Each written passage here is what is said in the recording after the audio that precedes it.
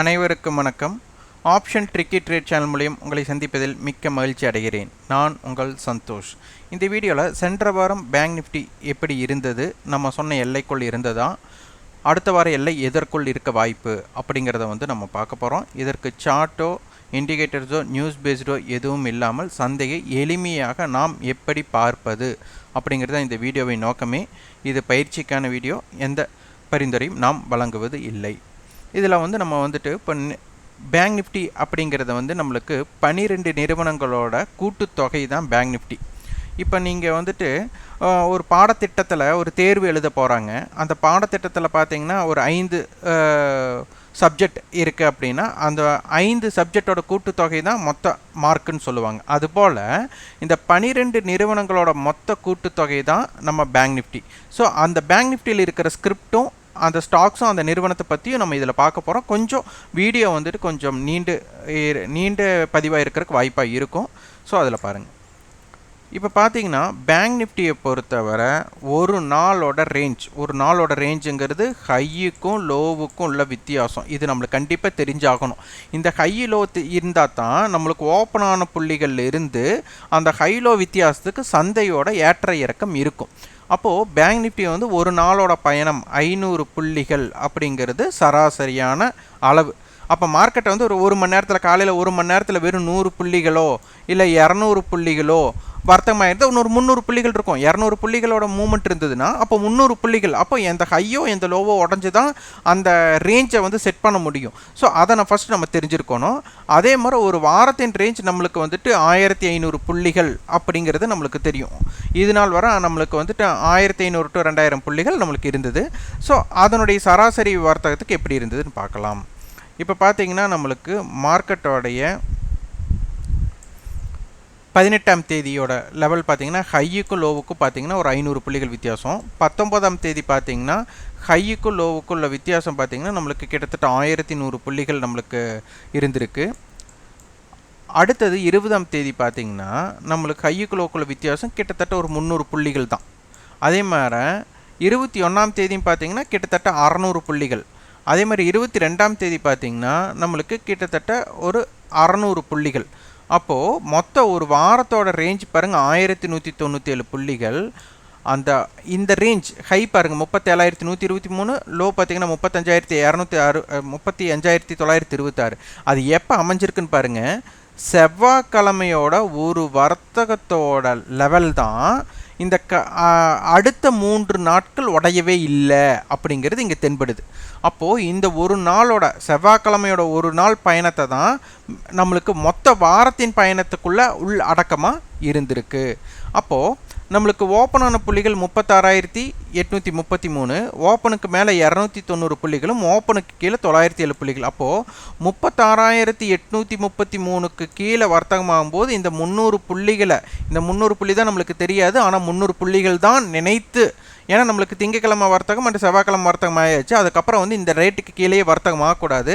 இந்த ரேட்டுக்கு கீழே வர்த்தகமாகும்போது இதை ஸ்டாப் லாஸாக வச்சு ஒருத்தர் வியாபாரம் செஞ்சுருந்தாலே இந்த பயணத்தை எடுத்திருக்க முடியும். ஆனால் அது செவ்வாய்க்கிழமையே அது நடைபெற்றது. அதுக்கப்புறம் உங்களுக்கு புதன், வியாழன், வெள்ளி. அப்போ புதன்கிழமையோட ஹை பார்த்தா 36,913. அப்போ 36,833க்கு மேலே 100 கிட்டத்தட்ட 80 புள்ளி போயிருக்கு. அதற்கு மேலே நிலை பெறாமல் 36,833 கீழே நிலை பெறுவதே அது வீக்னஸ் தான் அப்படிங்கிற அளவுக்கு நம்ம புரிதல் இருக்கணும். ஏன்னா ஒரு ஓப்பனில் இருந்து தான் ஒரு வாரத்தோட ரேஞ்சுங்கிறது அந்த ஓப்பனில் இருந்து தான் பதிவாகும். அப்போ அந்த ஓப்பனில் இருந்து தான் ஹை லோக்கு உண்டான வித்தியாசம் வரும். அதற்கு தகுந்த மாதிரி நம்ம வியாபாரம் இப்போ எப்படி வச்சுக்கணும்.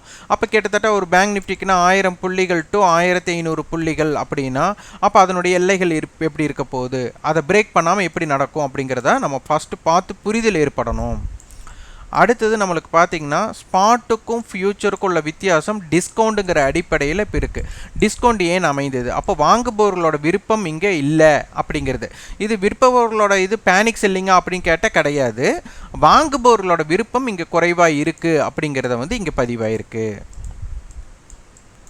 அடுத்து இதனுடைய எல்லைகள் அப்படின்னு எடுத்துட்டா 36,000 புட், 36,500 கால் ஹெஜ்ஜாக கொடுத்துருக்காங்க.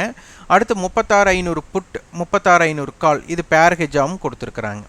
அப்போ இதன் அடிப்படையில் நம்மளுக்கு 36,000 புட் ஆப்ஷன் 410 ரூபாங்கும்போது நம்மளுக்கு சப்போர்ட் 35,590 தான் இருக்குது சப்போர்ட் அப்படிங்கிறது இங்கே இதாகுது. அடுத்து 36,500 கால் புட்டை வந்து பேர்கேஜிங் போது இதனுடைய கூட்டுத்தொகை பார்த்தீங்கன்னா நம்மளுக்கு 900. அப்போ அதனால் 35,600 அப்படிங்கிறது ரொம்ப முக்கிய லெவலாக இருக்க போகுது. அந்த 35,600க்கு கீழே சந்தை வர்த்தகமாவது மிக சிறப்பாக இருக்காது. அதனால் 35,600ங்கிறது மிக முக்கியமான லெவலாக இருக்க போது அதனை பார்த்து வியாபாரம் செய்ய முற்படுங்கள். அந்த இடத்துல எப்படி சப்போர்ட் எடுக்குதா இல்லை பேனிக் செல்லிங் வருதா? பேனிக் செல்லிங் வந்தால் இன்னும் நல்லா மார்க்கெட் இறங்குறக்கு வாய்ப்பு இருக்கும். ஆனால் பேனிக் செல்லிங் வரலன்னு அப்படின்னா அங்கிருந்து சப்போர்ட் எடுத்து மார்க்கெட் மேலே வரக்கு வாய்ப்பாக இருக்கும். அப்போ அந்த இடத்துல பேனிக் செல்லிங் வருமா வராதா அப்படிங்கிறது வந்து ஆப்ஷன் பிரீமியத்தோட பலவீனத்தை பொறுத்து அமையும். அதனால் அதை ஃபஸ்ட்டு தெரிஞ்சுக்கோங்க. அப்புறம் அதற்கு போக பார்த்தீங்கன்னா 36,000 புட் மார்க்கெட்டை வந்துட்டு 590 அப்படிங்கும்போது 35,600ன்னு வச்சுக்கலாம். அப்போ 400 பாயிண்ட் மைனஸ் ஆக போகுது. அப்போ இந்த 400 பாயிண்ட்டோட மைனஸுக்கு இவங்க எவ்வளவு தூரம் வரப்போகிறாங்க? 410 ரூபாய் இருக்கிறவன் நம்மளுக்கு பார்த்தீங்கன்னா இந்த 400 புள்ளிகளோட இறக்கத்திற்கு எவ்வளவு ஏற்றம் 410 ரூபாயிலேருந்து எவ்வளோ ஏறுவான் அப்படிங்கிறது தெரியணும். அப்போ நம்மளுக்கு பார்த்தீங்கன்னா கிட்டத்தட்ட 590 ரூபாய் வந்து ஆகணும். எப்போது மார்க்கெட் வந்து 35,600 அப்படிங்கிற வரும்போது 36,000 புட் 590 ரூபாய் வரணும். அப்போ இந்த 590 ரூபாய் வந்தால் அது நார்மல் ஆக்டிங் ஆகும். 590க்கு மேலே இருந்தால் ஓவர் ஆக்டிங் ஆகும். 590க்கு கீழே வர்த்தகமாச்சுன்னா அது பிலோ ஆக்டிங். அப்போ அது பிலோ ஆக்டிங்கை வச்சுட்டு ரொம்ப தூரம் கீழே போக முடியாது. அது நார்மல் ஆக்டிங்கும் ஓவர் ஆக்டிங் இருந்தால் தான் அந்த இடத்துல இருந்து இன்னும் கீழே போகிறக்குண்டான வாய்ப்பு இருக்கும். அதனை தெரிந்து அப்போது 36,000 புட் 590 ரூபாய்க்கு மேலே நிலை பெற்றால் மார்க்கெட் இன்னும் கீழே போகிறக்குண்டான வாய்ப்புகளாக அமையும். அப்படி இல்லாத பட்சத்தில் மார்க்கெட் வந்து அங்கிருந்து ரிவர்ஸ் ஆகக்கூடிய வாய்ப்புகளும் இருக்கலாம். இப்போ பேங்க் நிஃப்டியோட 12 நிறுவனங்கள் அப்படின்னு எடுத்துக்கிட்டோம்னா நம்மளுக்கு பார்த்தீங்கன்னா federal bank, PNB, HDFC bank, IDFC first, Kotak bank, ICICI bank, bank of Baroda, Bandhan bank, Axis bank, IndusInd bank, State bank, AU bank. இதில் வந்து நல்ல வெயிட்டேஜ் உள்ள நிறுவனங்கள் பார்த்தா HDFC bank, Kotak bank, ICICI bank, அடுத்தது வந்து Axis bank, IndusInd bank, State bank. அப்போ இவங்களுடைய சென்ற வாரத்தோட இம்பேக்ட் என்ன இருந்தது நம்ம பார்க்கலாம்.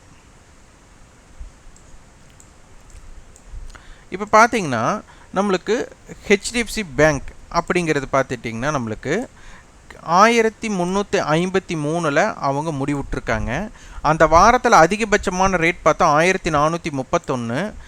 5 நாள் தான் நம்மளுக்கு வரும். நான் இப்போ பார்த்தீங்கன்னா போன திங்கக்கிழமையிலிருந்து நம்மளுக்கு இது வர அப்போ 1431ங்கிறது சென்ற வாரம் திங்கக்கிழமை தான் அதிகமான ஹை. லோ பார்த்தீங்கன்னா 1327. இப்போ நம்ம க்ளோசிங் பார்த்தா 1353 க்ளோஸ் ஆகிருக்கு. அப்போ இதற்கும் உள்ள வித்தியாசம் பார்த்தீங்கன்னா 26 புள்ளிகள். அப்போ 26 புள்ளிகளுங்கும் போது 2%.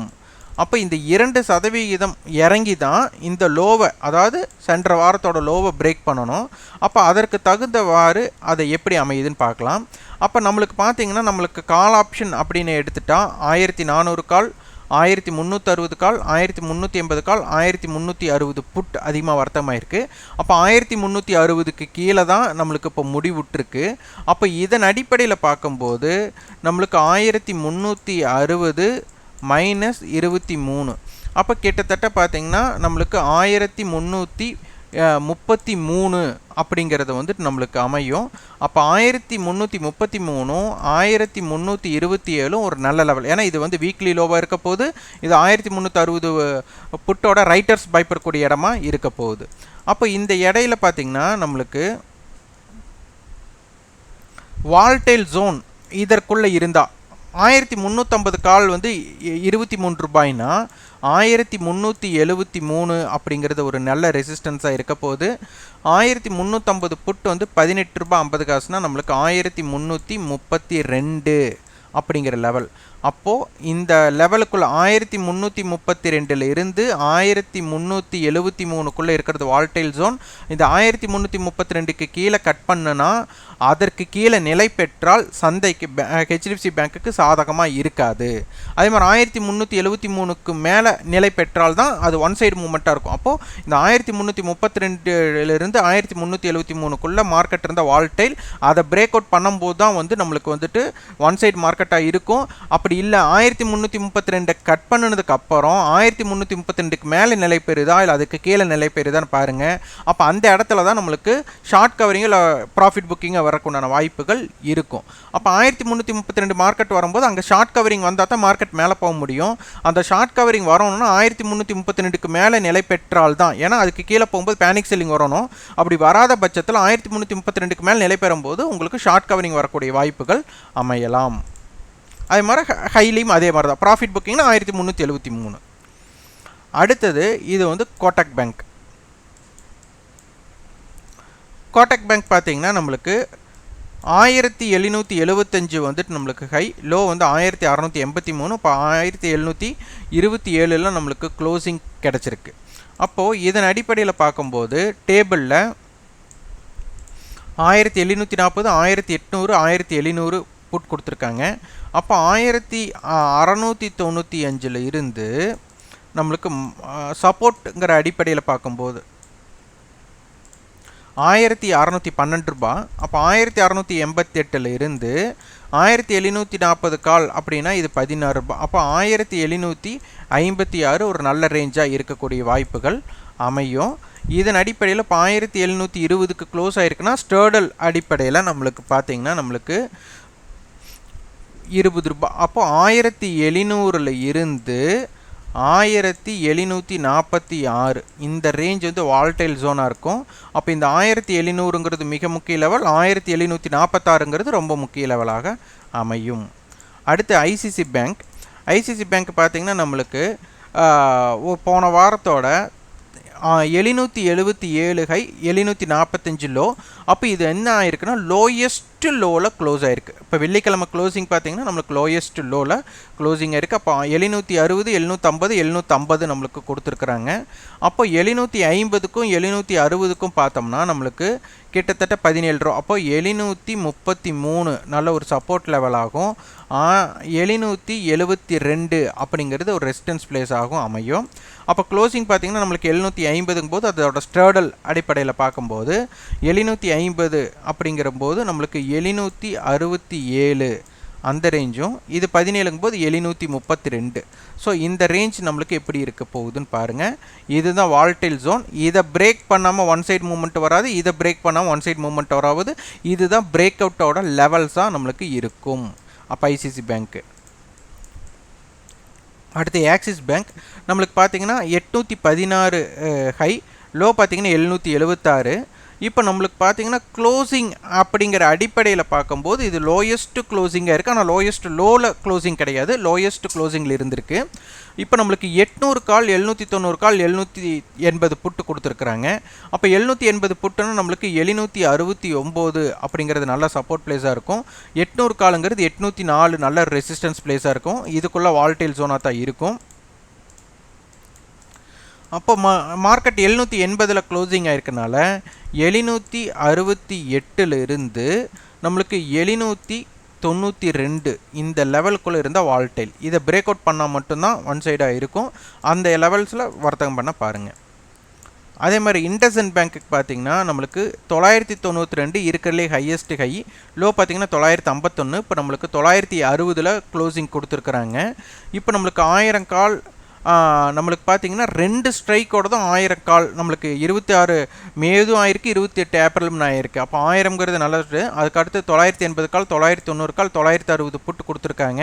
960 புட் 16 ரூபாய்க்கு நம்மளுக்கு க்ளோசிங் ஆயிருக்கு. அதனால் 946ங்கிறது ஒரு நல்ல சப்போர்ட் பிளேஸாக இருக்கும். அப்போ நம்மளுக்கு 960 944 இருந்து 918 978 இந்த ரேஞ்ச் வந்து நம்மளுக்கு வால்டைல் ரேஞ்ச். அந்த 944 978 எப்படி இம்பேக்ட் ஆகுதுன்னு பாருங்கள். அடுத்து ஸ்டேட் பேங்க். ஸ்டேட் பேங்க் பார்த்தீங்கன்னா நம்மளுக்கு 520 ரூபா ஹை, 499 லோ. இப்போ நம்மளுக்கு கடைசியாக க்ளோசிங் ஆனதான் லோயஸ்ட் லோ அண்ட் லோயஸ்ட் க்ளோசிங்காக அமைஞ்சிருக்கு. இதில் 510 கால், 520 கால், 500 புட் கொடுத்துருக்காங்க. 500 புட் நம்மளுக்கு 8 ரூபா 50 காசு. அப்போ 491 அப்படிங்கிறது நல்ல சப்போர்ட் லெவலாக இருக்கும். இப்போ நம்மளுக்கு 7 ரூபா 50 காசு லாஸ்ட் ட்ரேடிங் ப்ரைஸ், நம்மளுக்கு க்ளோசிங் ப்ரைஸ் நம்மளுக்கு இம்பேக்டட் என்ன கொடுத்துருக்காங்க பார்க்கலாம். அப்போது இது 7.50 அப்படிங்கிறது வந்து அப்போ 492லேருந்து 509 இந்த லெவலுக்குள்ளே நம்மளுக்கு இம்பேக்டட் ஜோனாக இருக்க போகுது. இதுக்குள்ளே அப்போ இந்த இடத்துல தான் பிரேக் அவுட் ஸ்ட்ராட்டஜி படி இந்த இடத்துல பிரேக் அவுட்டோட லெவல்ஸாக இருக்கும். இந்த இடம் எப்படி ரியாக்ட் ஆகுதுன்னு பாருங்கள். ஸோ பேங்க் நிஃப்டியை பொறுத்தவரை நம்மளுக்கு ரேஞ்சஸ் அப்படிங்கிறது நம்ம பார்த்தாச்சு. ஒரு 1000 புள்ளி டு 1500 புள்ளி இருக்க போகுது. அப்போ அதனால் 35,500லேருந்து 36,500க்குள்ள ரொம்ப இம்பேக்டட் ஜோனாக இருக்க போகுது. அதனுடைய ஸ்டாக்ஸோட நம்ம லெவல்ஸும் நம்ம பார்த்துருக்குறோம். இது உங்களுக்கு பயனுள்ளதாக இருந்ததுன்னா லைக் பண்ணுங்கள், ஷேர் பண்ணுங்கள், சப்ஸ்கிரைப் பண்ணுங்கள். கண்டிப்பாக உங்களோட ஃபீட்பேக்கை கமெண்ட் பாக்ஸில் பதிவு பண்ணுங்கள். நன்றி, வணக்கம்.